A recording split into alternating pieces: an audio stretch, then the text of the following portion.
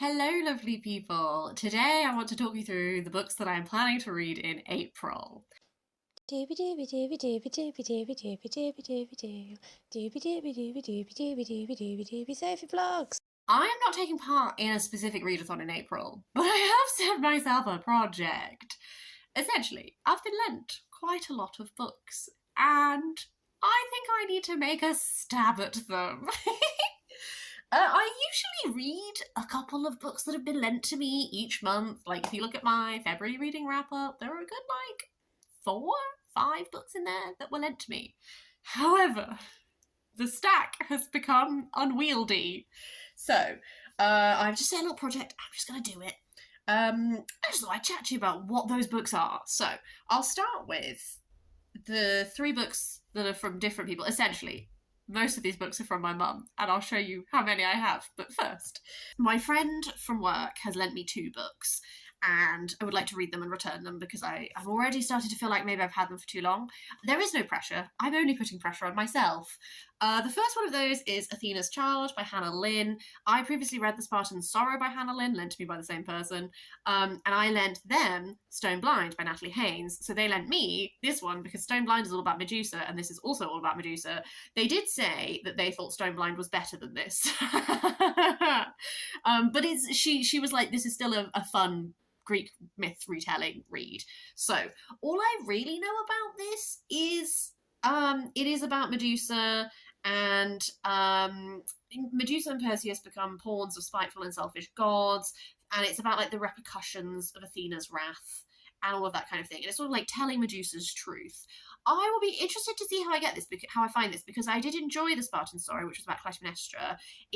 I will link to the wrap up where I talk about it down below, because I did have a tiny rant, which was not wholly about the Spartan Sorrow, but just about some of the way that we approach retelling women's stories from myth. And sometimes I think there is a tendency to add on extra like trauma to women, so that to women who would be typically deemed unsympathetic women from myth. That was my feeling with Clytemnestra. I felt like we went very far the other way, where we piled on extra trauma to make her super sympathetic, where I don't need her to be sympathetic. I just wanted to root for vengeance. But I will be really interested to see how I find this, and see how Medusa is portrayed, and also how Perseus is portrayed. I'm interested in that too. The other book she lent me is How to Kill Your Family by Bella Mackie. I don't know a lot about this one. The back literally just says, they say you can't choose your family, but you can kill them. So this is one which she's lent around. We work together, and she's lent it around the office a bit, and some people have really liked it and some people have really not liked it. So I'm really interested to see where I fall on that. My partner has lent me No Future Without Forgiveness by Desmond Tutu. I've previously read Desmond Tutu. Oh, I cannot remember what the book was called. I can't remember what it was called, but I think he, from what I can tell, he seemed like he was a great guy. Understatement alert. But that book that I read I think it was a book that he wrote for Lent, and it was quite focused on religion, as you would expect from the Archbishop, you know.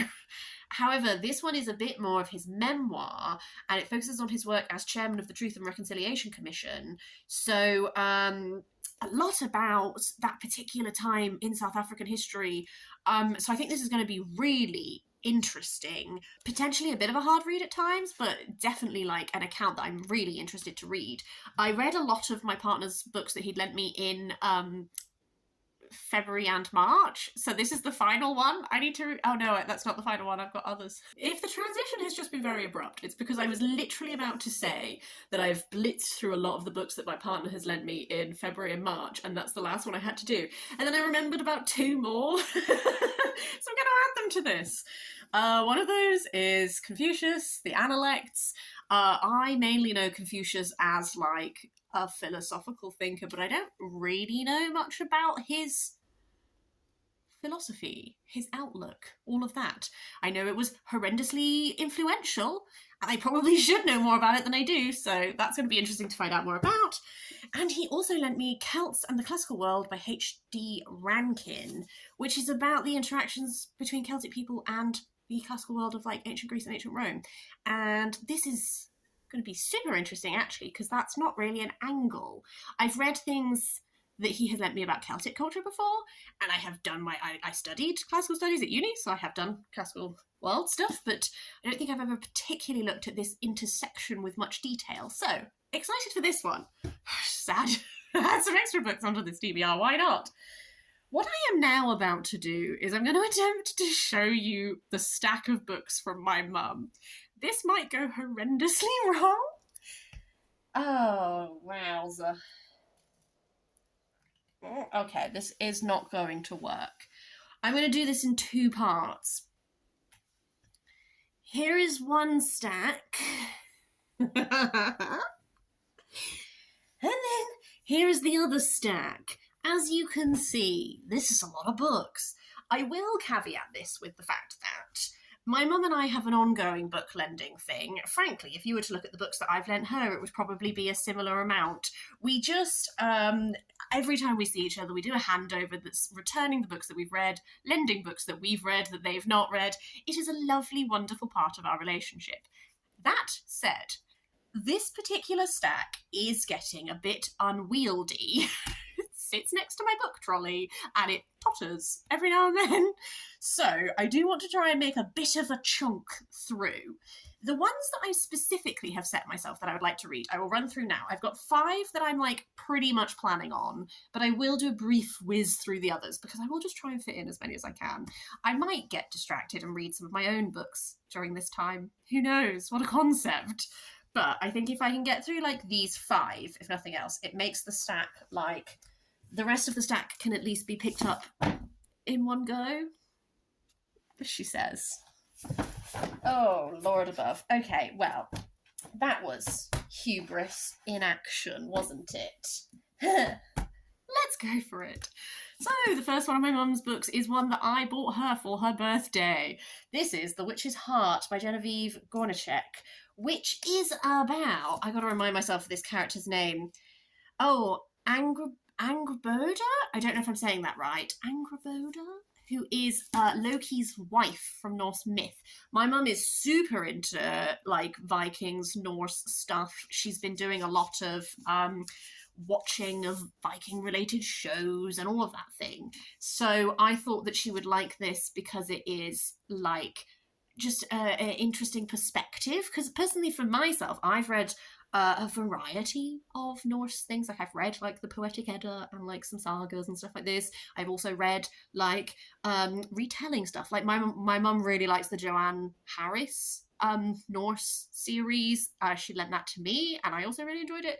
I didn't like the sort of Testament of Loki, Gospel of Loki side of it because I did not like the Loki like storyteller tone. I did not enjoy the voice of that book, but I did like the other ones that were like big, all of the gods. That was really fun. I think that this figure was maybe, is she one of the ice giants? Something like that. Essentially, she's punished by Odin for some stuff. She gets married to Loki. They have some weird children together. And then there's like a punishment that Loki gets, which she is also tied up in.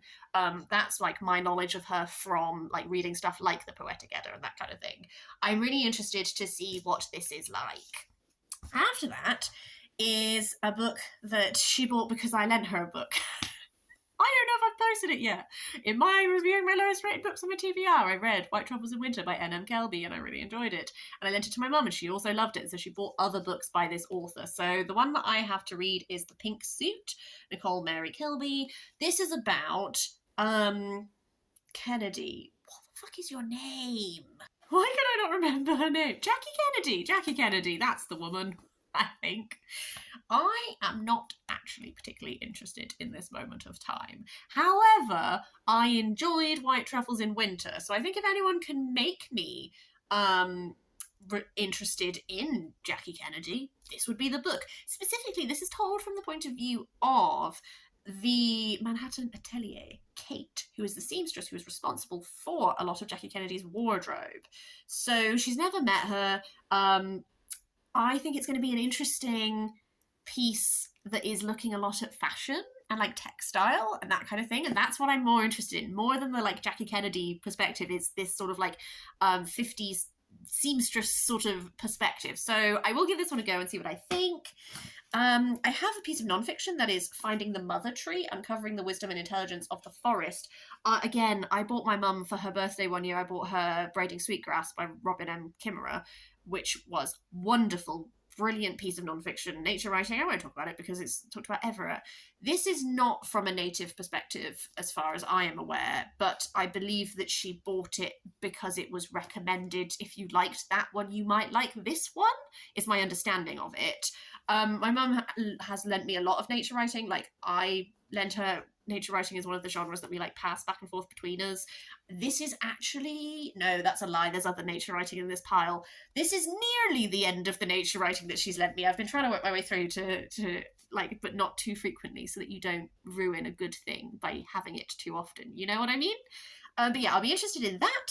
The next one is one from a series that I've been loving for ages. This is The Untold Story by Genevieve Cogman. I don't even know what number in the Invisible Library series this is by now.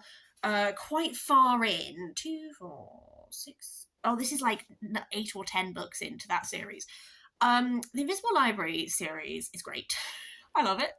It's the first book is called The Invisible Library. We follow Irene, who's a librarian who works for the library. The library is like this interdimensional place, and librarians go into different multiverses and different dimensions, and they find specific rare books and they bring them back to the library, and in creating this like space, it like stabilizes the universes.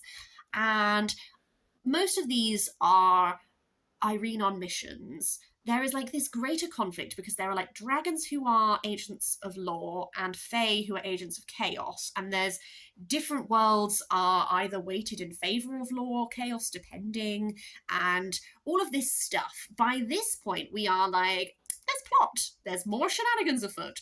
What I really like about this series is that because of this like multiverse aspect, you have the possibility to explore different genre and different eras so deliciously. So the first book is very steampunk heavy. There's another book, like the second book is very fae, Venetian kind of style. There's a book that is very like 1940s alternate history with like guns and like gun moles and flappers and stuff like this. And there's like one that is kind of riffing off of like James Bond at the edges. Like, as the series goes on, these different worlds allow you to just play with genre and play with tone and play with the type of story that you're telling. And I really enjoy that. I just always have fun with that kind of thing. Personally as well, I also think that this like library aspect, it feels very like Eternal Champion, like Michael Moorcock to me, with like fae as chaos and dragons as law, and then this place that is like maintaining the balance. I don't know. I just think that there's loads of ingredients in this that I love. So I'm really looking forward to getting to this one. This one is a priority because I love that series. Okay, the final book that I definitely do want to read is actually I've been lent 2 books in this series. So this is the first one, and I'm just trying to find the second one now in the stack. So this one is The Quantum Curators and the Faberge Egg by Eva St. John. The little buzzword-a-thon thing on the back is Indiana Jones meets the Men in Black. I'm down. I'm here. I actually don't know much more about it than that, but I'm down for it. I gather that it's like our main character is a quantum curator. It's her mission to get this like priceless Faberge egg. There is this other guy who lives on a parallel Earth who is a Cambridge professor and an archivist, and he's the only guy who knows where the egg is. I'm imagining that these 2 things are going to come together and we're going to have shenanigans. I'm hoping for just like a really fun, adventurous, like fast-paced kind of adventure. I've not read the blurb of the second book because I don't want to spoil anything for myself, but there is a second book in this series and potentially more that I don't know of. But I thought I'd read the first one and see how I get on. Now, I am going to talk to you about the rest of the books that are in the stack. I'm probably not going to be able to get to that many more of them, but I just thought you might be interested. What else does my mum lend me? And then when they pop up in future book wraps, you could be like, hey, that's from Sophie's mum. So we have Invisible in a Bright Light by Sally Gardner. This is middle grade. I think the cover of this is delightful. This is set in 1870 in the Royal Opera House. And it sounds very visually evocative because Celeste sees the chandelier shaped like a galleon fall from its moorings. As it splinters into 1,000 pieces, she and her ghostly companion find themselves wandering in the gutter of time.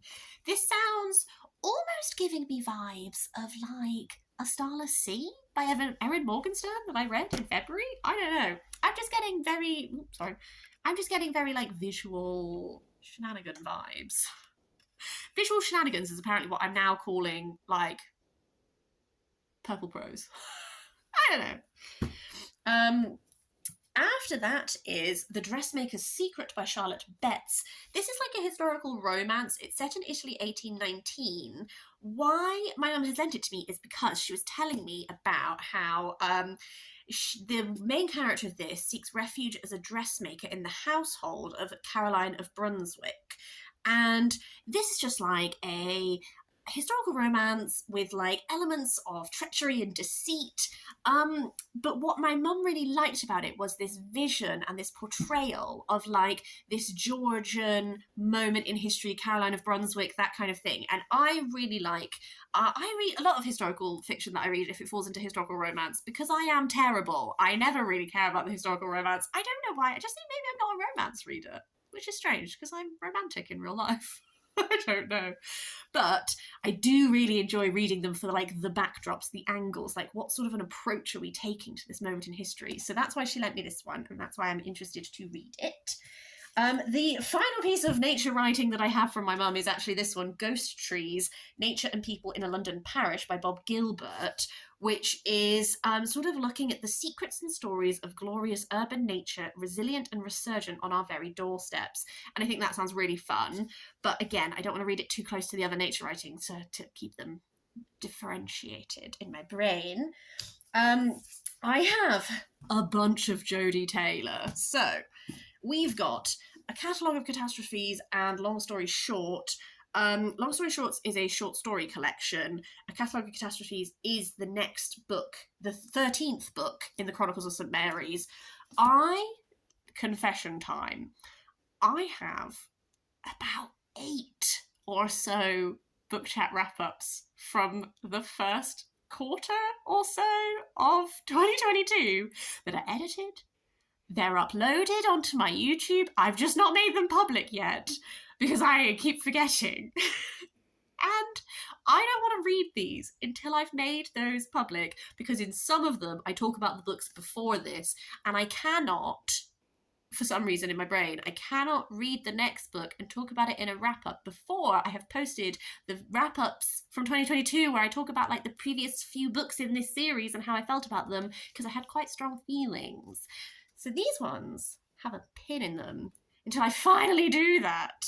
The other Jodi Taylors are these 3, Hard Time, Saving Time, and About Time. This is sort of the offshoot of the Chronicles of St. Mary's. This is following the Time Police.